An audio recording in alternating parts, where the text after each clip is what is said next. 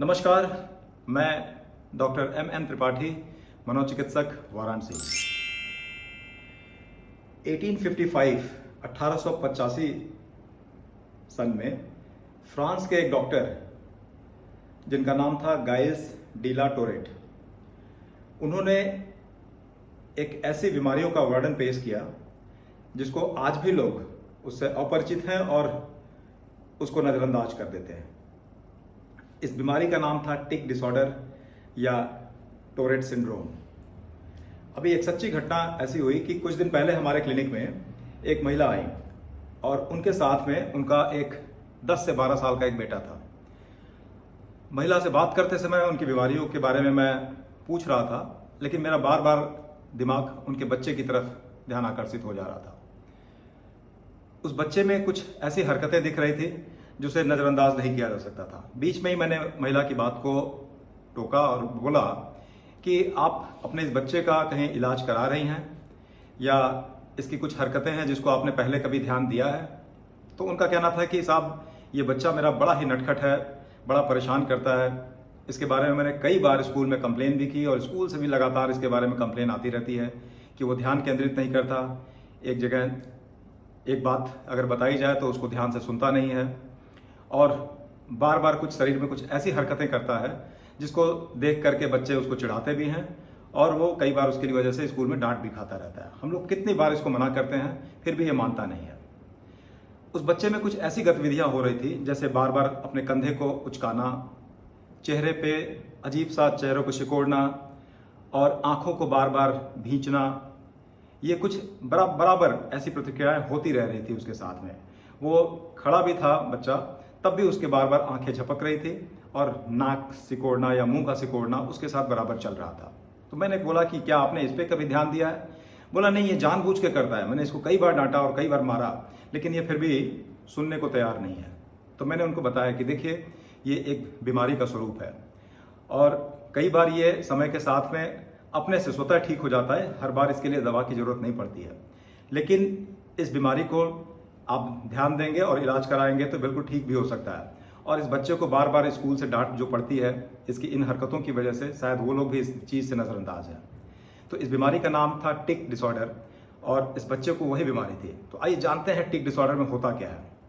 टिक disorder एक brief, rapid, non rhythmic और repetitive movement है।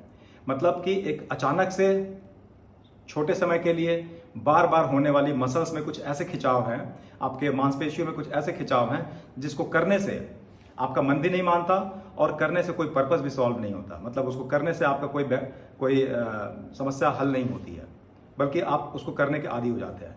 कुछ क्षण तक आप इस अभिव्यक्ति को रोकने में समर्थ तो रहते हैं, लेकिन बार बार उसको रोकना असंभव सा हो जाता है। कई बार इस तरह की हरकतें कर लेने से थोड़ा मन को शांति जरूर मिल जाती है। इसमें लक्षण में अगर देखा जाए तो खास तौर से कंधे को बार बार उचकाना, चेहरे को बार बार भींचना, आंखों को बार बार झपकाना और नाकों को बार बार खींचना या सिकोड़ना, ये एक बार बार होने वाली प्रतिक्रिया है। छोटे समय के लिए होता है, लेकिन यह बराबर होता रहता है। इसके साथ इसको सिंपल टिक्स कहते हैं, जिसमें कि सिर्फ मसल्स के मूवमेंट्स प्रभावित होते हैं। लेकिन कई बार ऐसा होता है कि मसल्स के मूवमेंट के साथ में कुछ वोकल टिक्स भी आ जाते हैं। मतलब इस व्यवहार को करते हुए आपके आवाज़ें भी कुछ निकलने शुरू हो जाती हैं। उस आवाज़ों में जैसे कि कभी कभी कुछ बच्चे गाली भी दे देते हैं और कभी कभी थ्रोट क्लियरिंग, जैसे गले से बार बार ऐसा लगता है कुछ गले में अटका हुआ है और बार बार खींचने की आवाज़ करते हैं। नेजल स्निफिंग होती है। तो shoulder shrugging, nasal sniffing and throat clearing, eye blinking, ये सब कुछ कॉमन है। और अगर ये दोनों ही मिक्स हो जाएं तो इसको कॉम्प्लेक्स कहते हैं, कॉम्प्लेक्स टिक्स, या इसको टोरेट सिंड्रोम भी कहते हैं। इसके होने के कुछ अलग अलग कारण हैं। कुछ आनुवांशिक कारण हैं, मतलब जेनेटिकल जिसको कह सकते हैं, एनवायरमेंटल, जैसे आप जिस परिवेश में काम कर रहे हैं, अगर वहाँ पे तनाव ज़्यादा है, एंजाइटी ज़्यादा है, या कुछ ऐसी बीमारियाँ जैसे ADHD, हाइपर एक्टिव डिसऑर्डर, तो इनके साथ में ये जुड़ा हुआ हो सकता है। और कुछ एनवायरमेंटल, जैसा कि मैंने बताया कि तनाव के साथ भी जुड़ सकता है। इस बीमारी के लिए खास तौर से ऐसा देखा गया है कि कुछ ब्रेन में कुछ न्यूरोट्रांसमीटर्स भी होते हैं, जैसे डोपामिन और सेरोटोनिन का लेवल बढ़ जाता है। और ये देखा गया है कि ये बच्चों में, वयस्कों की तुलना में बच्चों में ज़्यादा होता है बेटों में, लड़कों में लड़कियों की तुलना में 4 से 5 गुना ज़्यादा होता है। समय के साथ ज़्यादातर बच्चों में ये बीमारियां खत्म हो जाती हैं, जिसके लिए दवा की ज़्यादातर आवश्यकता नहीं होती है, लेकिन कुछ हद तक कुछ लोगों में ये काफ़ी लंबे समय तक टिका हुआ रह सकता है, जिसके लिए आपको चिकित्सकीय सलाह की जरूरत पड़ती है।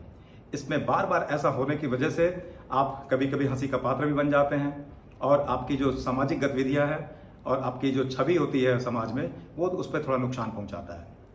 और ये बिल्कुल सामान्य सी होने वाली प्रक्रिया नहीं है। कई बार ये लंबे समय तक, मतलब आपकी उम्र अगर 25 से 30 साल या 40 साल की भी हो गई तो कुछ लोगों में ये परसिस्ट कर सकता है, और जिसकी वजह से आप खुद भी परेशान रहते हैं। कभी अगर आप मान लीजिए आप किसी ग्रुप में बैठे हुए हैं, वहाँ पे आपके कुछ बॉडी मूवमेंट्स ऐसे हो रहे हैं तो लोग उसको टोक सकते हैं, जिसकी वजह से आप में हताशा की भावना आ सकती है। तो टिक डिसऑर्डर और टोरेट सिंड्रोम, ये एक टोरेट कॉम्प्लेक्स है जिसमें कि मोटर और वोकल टिक्स दोनों हो सकते हैं, और सिंपल टिक्स बहुत तरीके के होते हैं जिसमें कि सिर्फ मसल मूवमेंट होता है। तो इस बीमारी के बारे में जानना और जागरूकता फैलाना है इस वीडियो का उद्देश्य था। आइए टिक डिसऑर्डर और टोरेट सिंड्रोम के बारे में लोगों को भी बताएं। धन्यवाद, नमस्कार।